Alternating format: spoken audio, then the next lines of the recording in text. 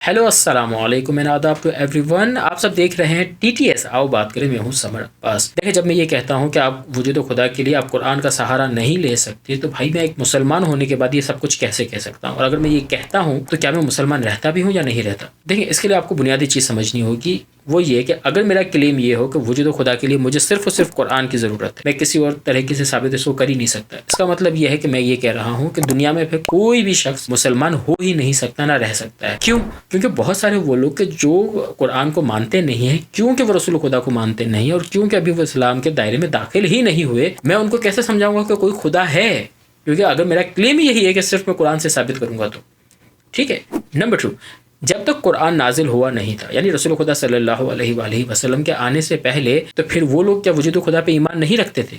वो कैसे रखते थे फिर? तो आप समझ रहे हैं, अगर मैं ये कहता हूँ कि कुरान से वजूद खुदा साबित होगा, तो एक ये प्रॉब्लम है। दूसरी प्रॉब्लम क्या है? मैं अगर कहता हूँ कि नहीं, मैं ये नहीं कहता कि सिर्फ कुरान से होगा साबित, बल्कि मैं तो ये कह रहा हूँ कि कुरान से भी हम साबित कर सकते। नहीं, हम नहीं कर सकते। क्यों नहीं कर सकते? क्योंकि देखिए, जो समझने वाली बात है वो ये है कि भाई मैं कुरान को क्यों मानता हूँ? मैं कुरान को रसूल खुदा की वजह से मानता हूँ। यानी अगर रसूल खुदा की नबूवत साबित ना हो तो क्या मैं कुरान को मान सकता हूँ?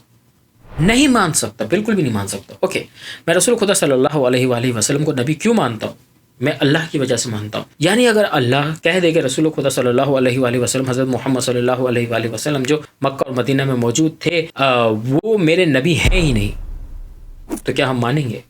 हम कभी भी नहीं मानेंगे। ये बिल्कुल वैसे ही है कि जैसे गुलाम अहमद मिर्ज़ा कादियानी ने जब नबूवत का दावा किया तो मुसलमानों ने कबूल नहीं किया, और जिसने किया फिर वो गुमराह लोग कहलाए, वो कुफार कहलाए। क्यों? क्योंकि अल्लाह ने अपॉइंट नहीं किया था, अल्लाह ने कहा ही नहीं। Okay, fair enough. सवाल, मैं अल्लाह को क्यों मानता हूँ? क्योंकि वो तो खुदा है। अच्छा, मैं खुदा को क्यों मानता हूँ? क्योंकि कुरान में, पर डूड कुरान तो साबित ही नहीं हुआ अभी। सुना नहीं इसकी? हमें खुदा के वजूद के लिए other than Quran, other than अहादीस, हमें कोई और सोर्स चाहिए जिससे हम साबित करेंगे, जो हमारी ह्यूमन नेचर भी है, हमारा इंस्टिंक्ट है और हमारी अक्ल है। हम लॉजिकल रीजनिंग के तहत और हम अपनी फितरत को इस्तेमाल करते हैं, हम बहुत आसानी से ये सारी चीज़ों को प्रूव कर सकते हैं। इसमें कोई इशू नहीं है। डजंट मीन कि हम किसी भी अकीदे के लिए हम कुरान के बगैर, रसूल खुदा के अहादीस के बगैर हम उन सारी चीज़ों को साबित कर सकते हैं। मैं ये कहना चाह रहा हूँ? नो, मैं ये बिल्कुल भी नहीं कह रहा हूँ। मैं सिर्फ वजूद खुदा की बात कर रहा हूँ। और अगर मैं मज़ीद वजाहत दूँ, देखें, अकायद की 3 तरह की टाइप्स होती हैं। 3 तरह के हमारे पास अकायद मौजूद है। फर्स्ट थिंग इज़ वो अकायद को जो सिर्फ और सिर्फ या तो हम अपनी फितरत से साबित करेंगे या फिर हम अपनी अकल से साबित करेंगे, मगर हम उसके लिए कुरान और अहादीस की तरफ नहीं देख सकते। हमारे पास एक वो कैटेगरी है कि जहाँ पर हम अपनी अकल की तरफ या अपनी फितरत की तरफ नहीं देख सकते, सिर्फ और सिर्फ वो कुरान और अहादीस से ही साबित होगा, वरना वो साबित नहीं हो सकते। और इन दोनों के बीच में एक मिडिल कैटेगरी है कि जिसके लिए हम दोनों तरफ देख सकते हैं। चाहे तो हम दोनों तरफ देखें, चाहे हम एक तरफ देखें, वो हमारी मर्जी है, हमारे पास उसमें ऑप्शन है। ये कौन कौन सी कैटेगरीज हैं? देखिए, पहली कैटेगरी ये है वजूद खुदा, फिर हिसाब किताब का दिन, और फिर एक हादी का आना। यानी कि क्या, मैं वजूद खुदा के लिए अपनी या तो अकल या अपनी फितरत पर डिपेंडेंट हूँ। तो अगर आप अपनी अकल को इस्तेमाल करना जानते हैं, आप लॉजिकल रीजनिंग्स को बनाना जानते हैं, तो इंशाअल्लाह ताला आप खुदा तक बआसानी पहुंच सकते हैं। जब आप खुदा के दरवाजे तक पहुंच जाते हो तो फिर फर्दर आपको आपकी अकल गाइड करती है कि देखो यार, जो तुम्हारा बनाने वाला है वो तुमसे हिसाब किताब भी करेगा। जब आप इस दरवाजे तक पहुंच जाते हो तो आप समझ जाते हो कि जब हमारा हिसाब किताब होना है तो इसके लिए गाइडेंस होनी चाहिए, और गाइडेंस के लिए हमें कोई गाइड करने वाला चाहिए। तो हम इस तरह से नबूवत के दरवाजे तक पहुंचते हैं। ये 3 अकायद वो हैं कि जहां पर हम अकल के जरिए पहुंचते हैं, हम कुरान और हदीस के जरिए से नहीं पहुंचते। अच्छा, वो कौन से अकायद हैं कि जहां पर हम ये कह रहे हैं कि हम अपनी अकल को इस्तेमाल ही नहीं कर सकते? फॉर एग्जाम्पल, मैं आपको कहता हूं कि मरने के बाद एक ज़िंदगी होगी कि नहीं होगी। आप कह सकते हैं कि होगी या नहीं होगी। आप अपनी अकल से कैसे साबित करेंगे इस चीज़ को? स्पेशली बरज़ख, क्योंकि हिसाब किताब तक तो हम पहुंच सकते हैं कि चलो ठीक है, अगर ज़िंदगी के अंदर हमारा हिसाब किताब नहीं होता है, दिस मीन्स कि मरने के बाद हमारा हिसाब किताब ज़रूर होगा, और मरने के बाद हमें उठाया जाएगा, हमसे हिसाब किताब लिया जाएगा। मगर जो बरज़ख की जो ज़िंदगी, इस्लाम का जो कॉन्सेप्ट है, जो इस्लाम ने बयान की है कि मरने के बाद और क़यामत से पहले तक तुम्हारी एक ज़िंदगी है, वो ज़िंदगी कभी भी हमारी अकल या हम किसी और साइंसिस के थ्रू हम कभी साबित ही नहीं कर सकते। हम इसके लिए या तो कुरान पे डिपेंडेंट है, या फिर हम इसके लिए डिपेंडेंट है रसूल खुदा सल्लल्लाहु अलैहि वसल्लम के अहादीस। यानी ये कि ये या इस तरह के और जितने भी हमारे अकायद हैं, हम उसके लिए डिपेंडेंट है कुरान और हदीस पे। जैसे फॉर एग्जाम्पल, आपकी अकल ने ये साबित कर दिया कि हिसाब किताब का दिन तो होना ही है, मगर हिसाब किताब का दिन जो है वो कितना लंबा होगा, उसमें क्या क्या होगा, उसकी जुजियात यानी कि उसकी डिटेलिंग्स क्या है, हमें नहीं पता। क्या हमारी अकल इसको आइडेंटिफाई कर सकती? कभी भी नहीं कर सकती। क्या किसी भी तरह की साइंसेस उस तक पहुंच सकती है? नहीं पहुंच सकती। कौन खबर देगा? या कुरान से या अहादीस से।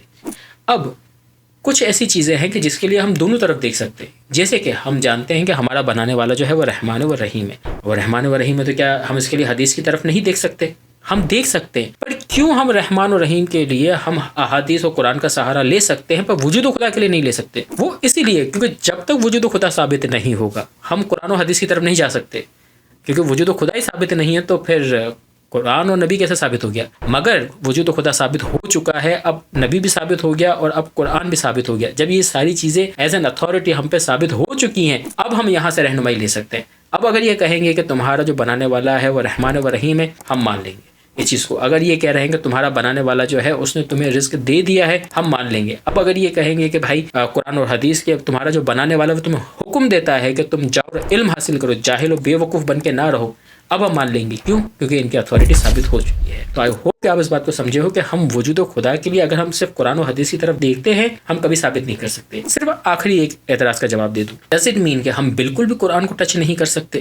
نو، ایسا نہیں ہے۔ لیکن جب ہم کہہ رہے ہیں کہ آئی بلیو ان قرآن یا آئی بلیو ان پروفٹ محمد صلی اللہ علیہ وآلہ وسلم، دس مینس کہ اب وہ جو بھی کہیں گے میں مان لوں گا۔ یعنی ثابت ہونا چاہیے کہ قرآن میں یہ بات ہے، ثابت ہونا چاہیے رسول خدا صلی اللہ علیہ وآلہ وسلم نے یہ بات فرمائی ہے۔ جب یہ ثابت ہو گیا اب مجھے سمجھ میں آتی ہے، مجھے سمجھ میں نہیں آتی، میں ان کو مان لوں گا۔ میں ایسا کیوں کرتا ہوں؟ وہ اس لیے میں کرتا ہوں کیونکہ میں پہلے ہی ان کو اتھارٹی اپنے لیے مان چکا ہوں۔ اب ڈز اٹ مین کہ اب مجھے ان کی بات کو سمجھنے کی ضرورت نہیں ہے؟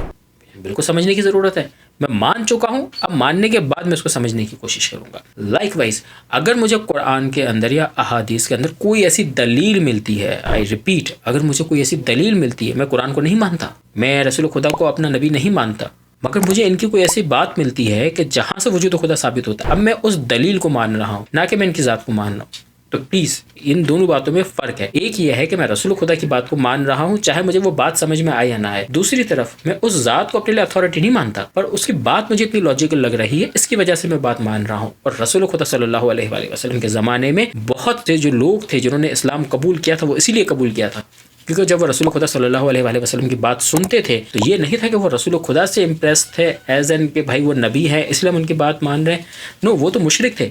جب وہ رسول خدا کی بات سنتے تھے تو وہ رسول خدا کی بات سے امپریس ہوتے تھے، کیونکہ وہ کہتے تھے یار یہ شخص جو ہے بہت لاجیکل بات کرتا ہے، یہ جو بات کرتا ہے وہ میک سینس کرتی ہے، یہ جو بات کرتا ہے یہی انسانیت کی ریکوائرمنٹ ہے۔ اسی لیے جب انہوں نے ان کی بات سنی، سمجھی اور ان میں دلائل نظر آئے تو پھر انہوں نے اسلام کو قبول کیا۔ تو یہ ہے رائٹ سیکوینس، یہ ہے رائٹ آرڈر۔ اگر اس کے باوجود آپ کو کوئی اعتراض ہے یا کوئی سوال ہے، میں آپ کی خدمت میں حاضر ہوں۔